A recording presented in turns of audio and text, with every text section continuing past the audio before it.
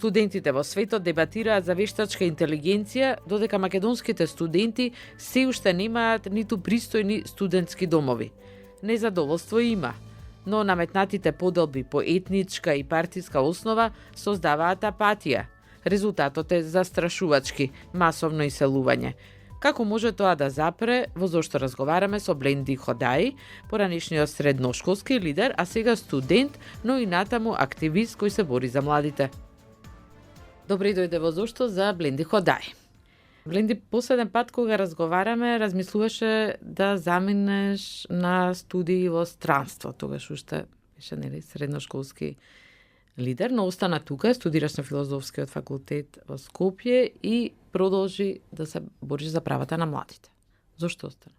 Па, тој период кога завршив со средно и со моите активности како лидер на Сојузот на средношколци тогаш, многу размислував дали треба да одам да студирам у странство, односно у Университетот во Лјубљана, у Словенија, или треба да продолжам тука да студирам и да продолжам со моите активности. Цело лето на тоа размислував што е најдобро за мене како млад човек и одлучив да останам тука од причина што се надевам дека тоа што размислев тогаш во моментот кога ќе останам тука би можело уште да продолжам со моите активности, да давам некој дополнителен придонес кон општеството, заради тоа што јас верувам на тоа што ние како млади, како граѓани во државата треба да дадеме придонес кон подобрување на земјата, не само да критикуваме. И тоа беше една од причините зашто одлучив да останам, да студирам тука и дополнително да се бавам уште со активизам и со цел да се подобри високото образование. Ако пред неколку години се занимава со правата на средношколците, сега фокусот на мене и на другите активисти што сме заедно, работиме на подобрување на квалитетот во високото образование. Да, основач си на форумот за образовни промени. Почна да работиш на обединување на студентите. Како што прочитав, веќе цитирам, велиш дека ако сакаме да постигнеме нешто, да промениме нешто, во нашата земја треба да се бориме сите заедно, без разлика на верската и етничката припадност. Како е можно тоа во една ваква поделена држава? Нашето поделеност е само политички, односно вие може да гледате дека има социјална кохезија помеѓу политичките елити, но има поделеност помеѓу граѓаните поради тоа што тоа му одговара на политичките елити, односно му одговара народот и граѓаните да бидат поделени за тие да продолжат да бидат на власт и да земат гласови токму поради тоа поделено што го прават како политичари. Ја цврсно верувам и од деновите како средношколски лидер, па и до ден денеска дека за некои одредени теми ние како граѓани воопшто не треба да бидеме поделени, пошто тие теми не опфатат сите нас. Се теми што секој граѓанин ги има тие проблеми, не дека некој албанец нема проблем со квалитетното образование или некој македонец има друг проблем што не може да се најде некој заеднички јазик.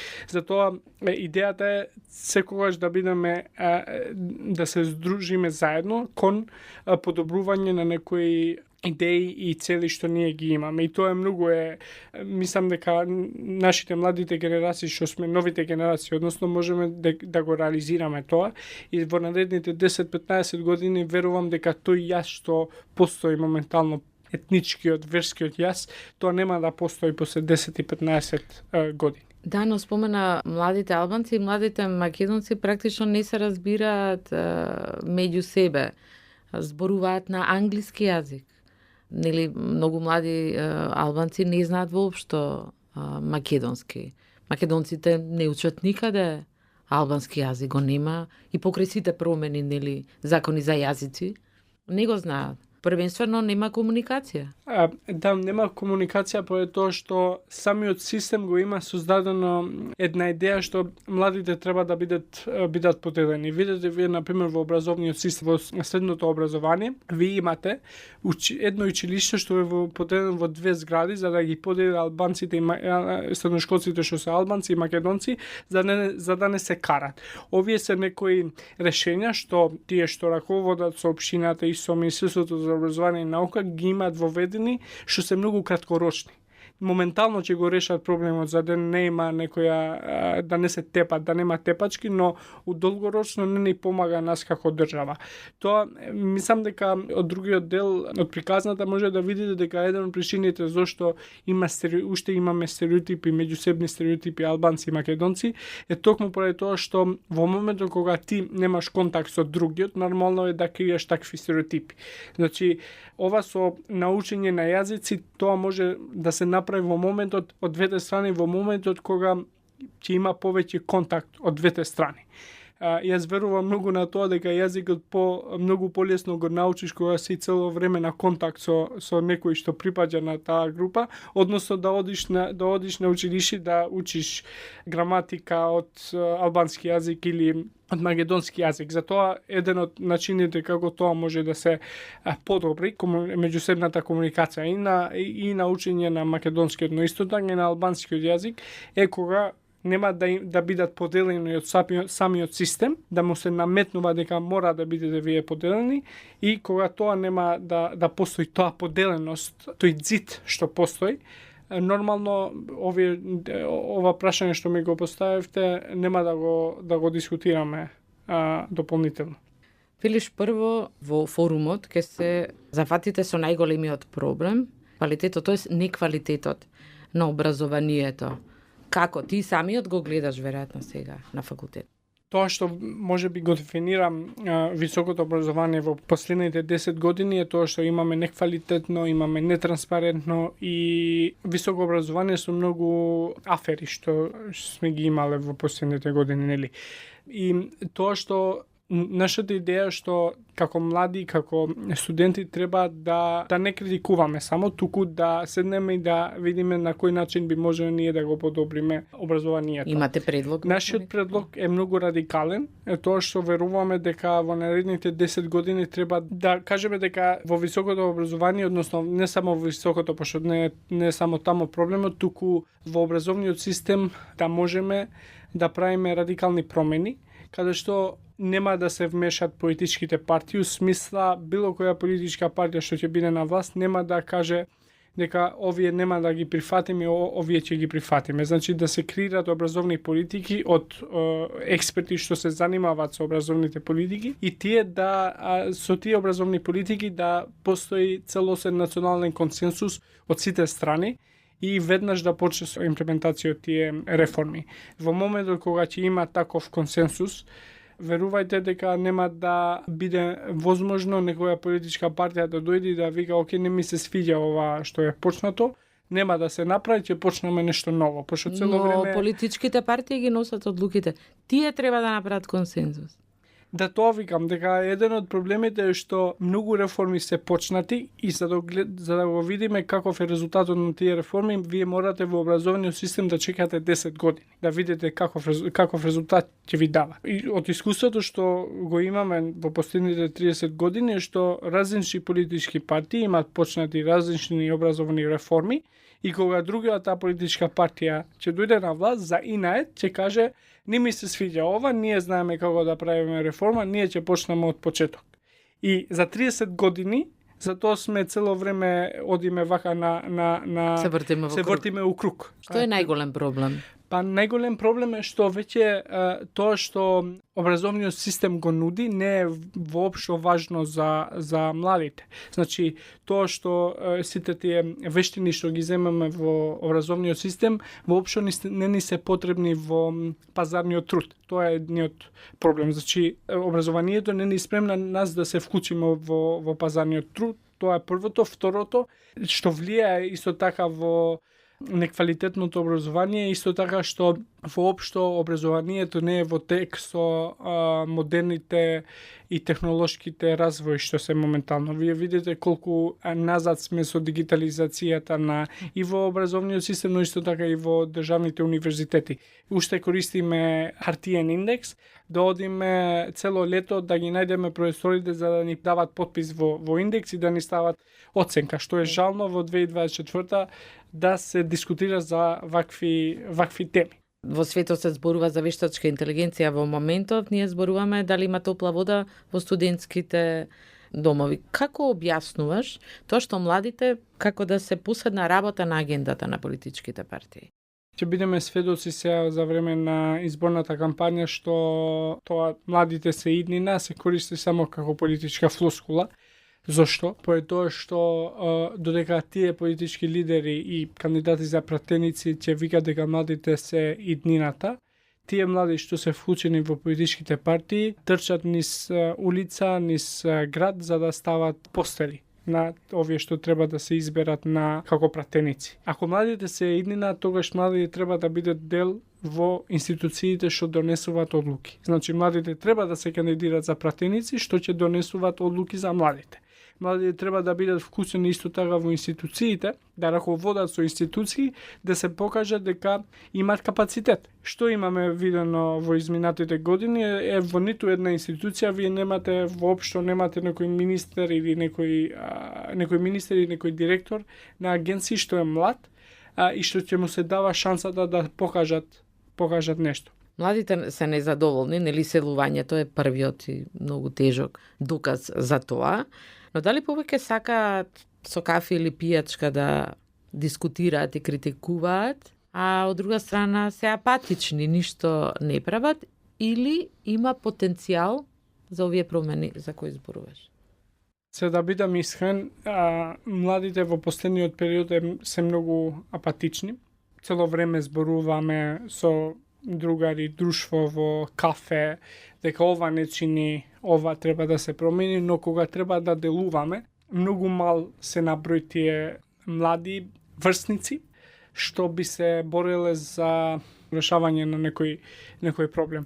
Не знам дали еден од причините од тоа што цело време зборуваме и правиме истражување во форумот за образовни промени е што еден од причините зашто младите се апатични е тоа што тие веруваат дека ако би се вклучиле во некоја организација да се борат против нешто, односно да се борат за да решават некој проблем, тие веруваат дека ништо нема да се решава. Такво мислење имаат поради многу случувања што сме имале во државата, каде што воопшто институциите не се покажале толку ефикасни за да решават некој проблем што младите имаат.